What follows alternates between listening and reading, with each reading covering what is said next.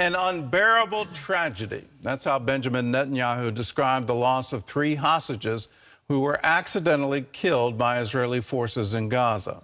The IDF continues to press into Gaza, and they've discovered the biggest Hamas tunnel yet. Israelis are calling it an underground city of terror.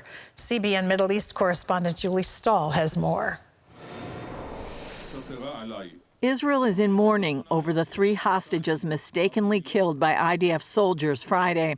The hostages had spelled out a sign outside their building that said, "Save us hostages," in Hebrew, with leftover food.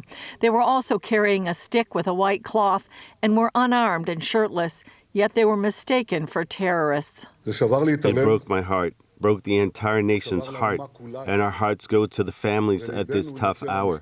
At this difficult time, it's important for me to also send support to our warriors. They sacrificed their souls to achieve a crushing victory over our enemies and to return our abducted. In an address to the nation, Netanyahu said military pressure is necessary to free the hostages. We will learn the lessons, we will apply the lessons, and we will not let go of the military and political effort to bring all the hostages home. Israel is reportedly considering another temporary ceasefire to free more hostages. Hamas still holds more than 100 people taken captive on October 7th, more than 2 months ago. On the war front, Israel uncovered a massive tunnel close to the Erez crossing, the only place where Palestinians were allowed to cross into Israel for work and medical treatment before the war. This is no ordinary tunnel. It's a city, an underground city of terror that Hamas dug and built instead of investing money in the residents of Gaza.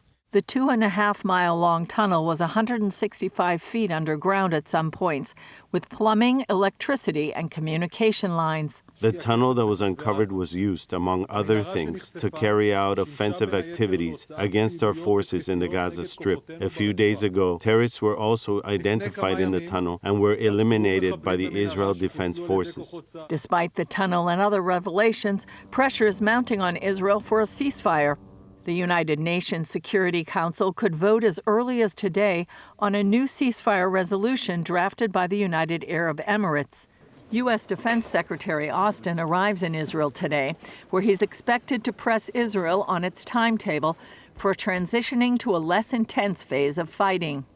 Israeli Foreign Minister Eli Cohen met with his French counterpart Catherine Colonna in Tel Aviv, who called for an immediate ceasefire to free more hostages and deliver more aid to the people of Gaza. An immediate truce is necessary. Israeli Prime Minister Benjamin Netanyahu says Israel will press ahead until its objectives are met.